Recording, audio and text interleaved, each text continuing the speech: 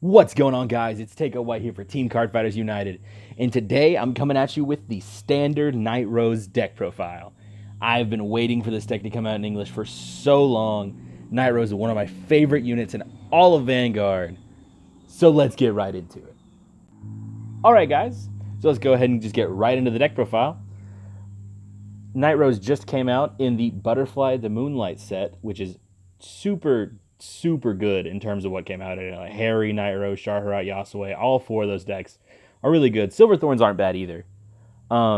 This is definitely my favorite deck out of the set and is competing with Shaharat currently in the English format for best deck in format. So it's really good. So let's get into why. All right, obviously you're going to be running 4 Nightrose. The camera just wiggled a little bit. I apologize. And Vampire Princess of Nightfog Nightrose. 2 skills, both on Vanguard. The first one, whenever your rearguard attacks or boost, that unit gets plus 5,000 to the end of the battle, and retire that unit at the end of the battle. And that is really helpful just for making whatever you call. If you call a column that's literally just 2 triggers from your hand because you're trying to push for game, I've been there. It happens.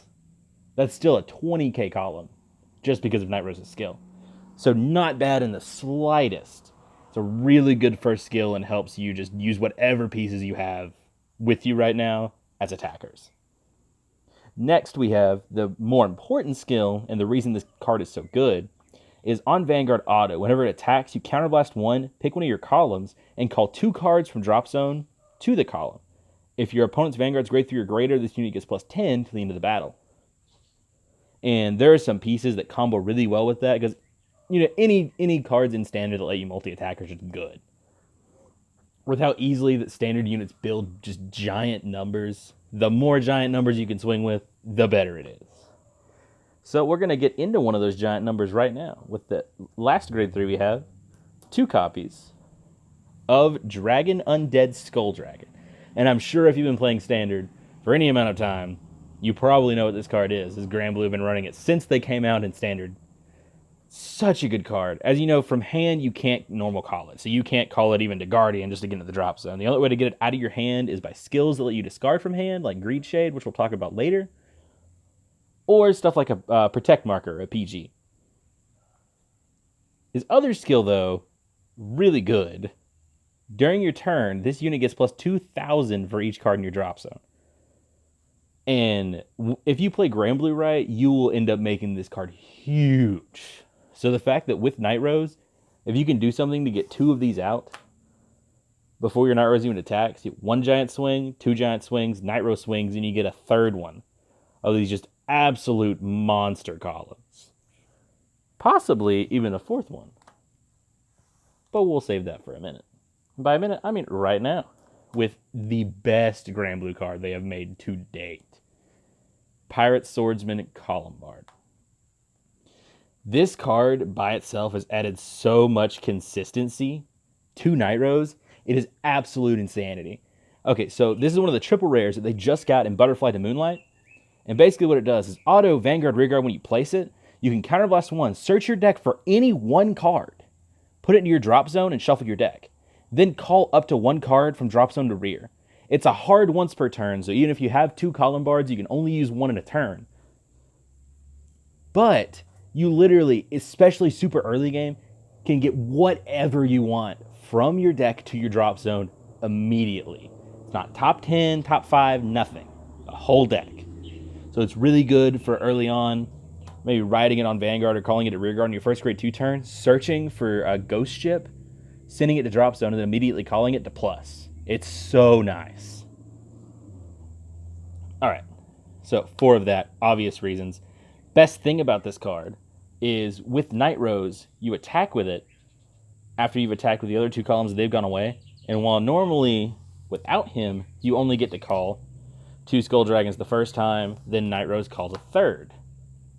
Whereas now, because of him, if you call him behind this Skull Dragon, because you're calling 2 cards to 1 column, you can activate his skill to get a 4th Skull Dragon attack, which is really hard to survive. Like, if your opponent's at 5 damage, unless they miraculously have 4 PGs in their hand, they're not living a 4 Skull Dragon turn. It's insanity and 100% the win con of the deck. It's so good. Another card that really helps with that win con is Ghost Ship. Nightrose combined with Ghost Ship is just insane card advantage for Grand Blue. So what this card does, it has a similar skill, by similar I mean exactly the same, to Skull Dragon at first, where in hand you cannot normal call it. So just like before, you can't call it to Guardian to get it to drop, you have to drop it with a discard effect. Or just hope it gets milled, or send it to the drop zone with Cottonbark. But basically, whenever it attacks, it gets plus 15,000 until the end of the battle, and at the end of that battle, draw a card and retire it.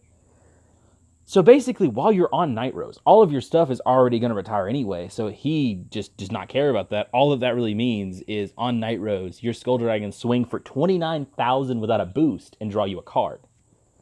So another big turn that you can do, just like the 4 Skull Dragon turn, is a 4 Ghost Ship turn, which usually would be the first Nightrose turn that you have, especially if you're needing to build some card advantage, depending on what you're fighting. Usually you go into this when your opponent's still at like low damage, like 2 or 3, somewhere in that area, and you know that a 4 Skull Dragon turn is not going to kill.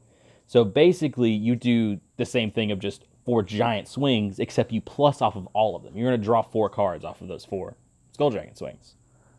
And I know a lot of what people are probably thinking right now is, well, Cocytus is how we called our stuff during the main phase before. I know we have Columbard, but you only get to use them once per turn. So what are you doing to get the rest of these calls out before you swing with Nightrose? And we will get to that momentarily. For now, let's move on to our next grade 2. This was what I considered the best grade 2 in all of Grand Blue before Columbard came out. It's still super good, but Columbard is just dumb consistency. This paired with Columbard is even dumber consistency. Because basically what this does is during your turn, if your drop zone has 10 or more cards, it gets plus 5 on Vanguard and Rearguard. Okay, it's not bad. On Nightrose, that's a 19k attacker, which is by itself, which is super good in terms of just easy numbers. But the important part is on Rearguard, when it's placed, you drop a card from your hand, something like a Ghost Ship or a Skull Dragon if you need to get this out of your hand, to put the top 2 cards of your deck into the drop zone and pick any card not named Greed Shade from drop and add it to hand. So one of the reasons that's so good is A, early game mill, getting more things in there, powering up your Skull Dragons, having more targets to call, always good. 2, it can get anything you need from your drop to your hand. So there's a lot of times where you mill a lot and you don't have your Nightrose yet before that. So on grade 2, you call this, you mill a couple, and if Nightrose is in your drop, that just saved you from having to G-assist. The best thing about this is this card paired with Columbard is just guaranteed put the skill together of Counterblast 1 when this is placed, to then afterwards drop a card to put whatever card from your deck you want into your hand. You send it to drop with Columbard and then send it to hand with Greed Shade. So it's literally just, you get to take any card from your deck you want and put it straight into your hand because of Greed Shade and Columbard together. So like they're just absolute insanity in terms of consistency pieces. Now we have the 2 tech cards that I run. These spots are really open to be changed depending on your personal playstyle. These 2 spots will be really good for something like adding an extra Greed Shade or Ghost Ship or Skull Dragon by taking one of these out. The first one is probably the one that a lot of people would replace, is Thin Mist Banshee. I'm on the fence about this deck this card right now. But pretty much whenever it's placed by a card's ability, it gets plus 10. So whenever it's called from drop by something, say like Nightrose, it gets plus 10 to the end of the turn. And then whenever it's retired by your card's ability, aka Nightrose again, you draw a card. You can only use this card once per turn. It's a hard once per turn, just like Columbard. Basically, what Skull Banshee is in a sense is Ghost Ship, but not as good, because it's a little weaker, and it's a hard once per turn. The reason the card isn't bad to run is because, unlike Ghost Ship, it doesn't clog your hand. Basically, what's happening is I'm running a 4th Ghost Ship draw power-wise without the restriction of not being able to call it from my hand, which is super important because there really are times where you would much rather have that 5k guard in your hand because you have 2 or 3 Ghost Ships and Skull Dragons, and then you can end up taking way too much damage early compared to what you would like to. Because there's a lot of decks right now that the longer the game goes, the bigger their numbers get. So you really do need some of those 5k guards early. So it's really just consistency-wise for guard power. Once again, perfectly acceptable to take that out for an extra Greed Shade or Ghost Ship or Skull Dragon. The other card that is also a tech that you could take out, but I highly suggest against it, is Captain Nightmist. When he's placed on rearguard, not Vanguard rearguard, just rearguard, you counterblast one, call a grade 1 or less from drop zone to rear, but if your drop has 10 or more cards, you can call regardless of the grade. Now, the reason that he is important is basically if you've used your Column Bard already this turn, it's another call. So if you have to use your Column Bard during the main phase to do something, like to get something out, instead of you just not being able to do the calling 2 columns, quote unquote, 2 attackers, with Nightrose, you can call him instead. Mind you, that means that turn you used 3 Counterblast, but if you have to use Column Bard in the main phase, you want something to guarantee your ability to still get off your 2 attacks. So he is definitely super important in my opinion. Because he functions exactly the same as Column Bard once you hit at least 10 cards and drop. All he does is he doesn't fetch something for you, but he's still serving the purpose of calling something when he is called. So in that regard, super good card. Super necessary in my opinion. He just helps solidify your combos and makes it where you don't have to lock yourself into something. All right, now we should be on to grade 1s. Starting off the most important grade 1, maybe arguably with the card after this, but one of the most important grade 1s in the deck, Skeleton Sea Navigator. Basically what he does is act. Rest 2 rear guards, put 5 cards from the top of your deck to the drop zone. So all he's doing is you're resting 2 things to mill 5. And because your kill turn is 4 Skull Dragons, the faster you can build up your drop zone just to make those Skull Dragons beefy, the better it is. So it's super good for just turn 1, say if you ride. I wouldn't even be against calling him and just a trigger right here if you need to, just so you can start milling every turn. Super good for building up your drop zone really easily, because it can also help because the more you have in drop, the better of a card Greed Shade is. So say you mill 5 with this, and the next turn you're going to call Greed Shade a rear guard. You get to mill 5 again. That's 10 cards in drop. Greed Shade skill, mill another 2. You now have 12 cards to pick from to add to your hand, which is extremely helpful for setting up. A lot of times with Greed Shade, I've found if you already have your Nightrose in your hand, you're just going to be adding stuff like triggers to help with guarding, which is perfectly fair because of how much of your offense is just generated by the abilities of, say, like Column Bard or Nightrose or the next grade 1 we're about to go over.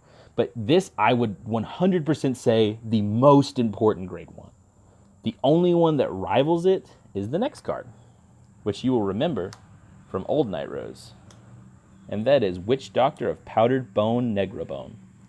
What Negrabone does is act from the drop zone, discard any card you want from your hand, such as a Skull Dragon or a Ghost Ship, and put this card from to the bottom of your deck from the drop zone, which is already good because it's helping you steer away from decking out, which is really nice. And then you call a grade 1 from drop to rear.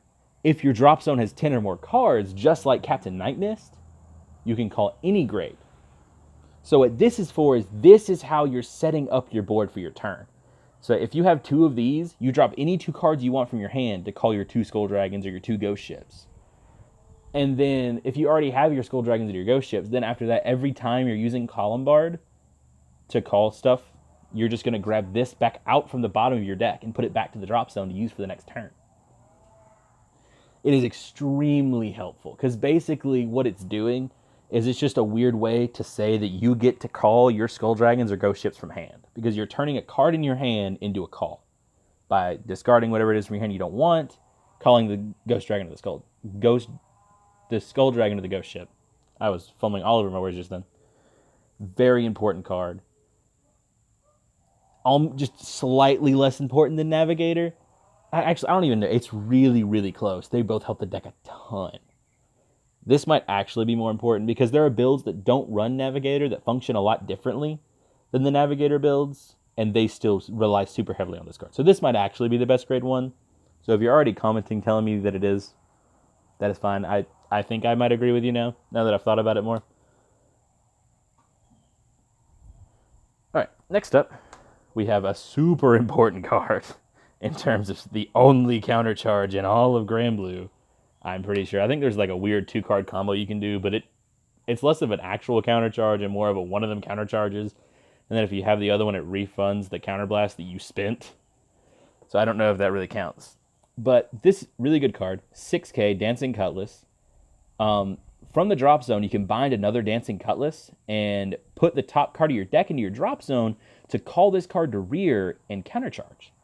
So any kind of countercharging is good because we counterblast 2 to 3 times a turn once we hit Nightrose. And we might have counterblasted once on grade 2. So the deck needs a lot of counterblasts, and you're doing a lot. So this is definitely super important and something that you will even grab with Columbard to try to help prep for next turn also, because you need 2 of it and drop for it to be able to go off. And it's a 6K, but because of Nightrose, it's actually an 11. So a lot of times you'll call it directly behind Nightrose when you use it during the main phase. And when you do this, it then boosts Nightrose and makes Nightrose a 33K attacker, which then your Vanguard is hitting magic numbers to make it harder for your opponent to guard them. And they're already having to worry about the 4 gigantic swings that are going to go with it. So super important. Really nice. All right. Next, we have a card that I've seen some people not running, and I really don't understand why. Because if you don't write Nightrose, you're just screwed, first of all. But basically, 2 skills. The first generic one is your grade 3 searcher.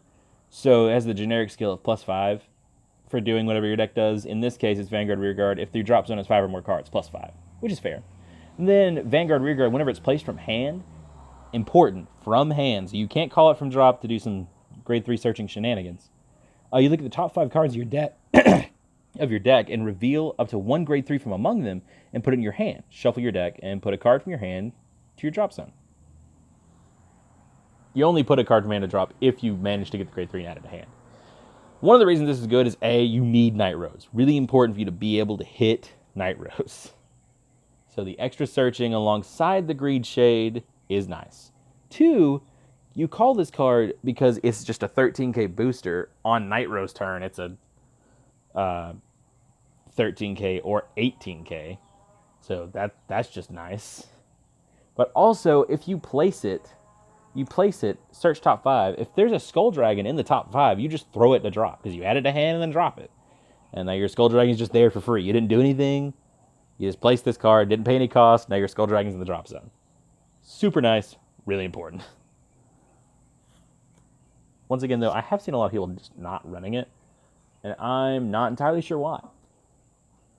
Let's go ahead, move on to this. I believe this is just a one of. Yes.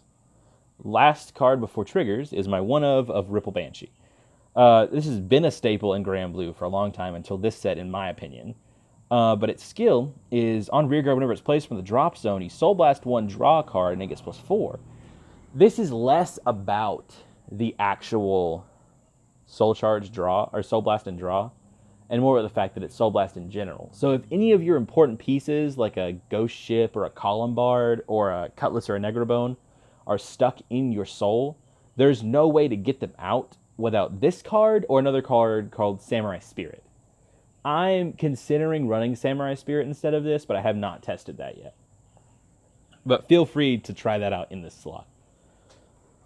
Basically, it's an extra draw, which is nice, but it's really just there so that you have the ability to Soul Blast to get something out of your drop. Like maybe early on, if you have a Negrabone and this and drop, it won't hurt you to drop something, call this, give it +4, and draw a card. Because then you basically just sent Negrabone to bottom, took a card from your hand, put it in the drop zone, which could be a Skull Dragon or a Skull Dragon or a Ghost Ship, and now you just have a free unit on the board. So definitely not a bad thing for that. Especially since Negrabone in the early game can only call grade 1s. But yeah, that's just a one of. I really like it. But once again, feel free to try Samurai Spirit in this slot. I'm pretty sure I'm saying the right card. I might not be. Now we're on to triggers. First off, Sentinels, I'm going split down the middle of 2 crit Sentinels and 2 draw PGs.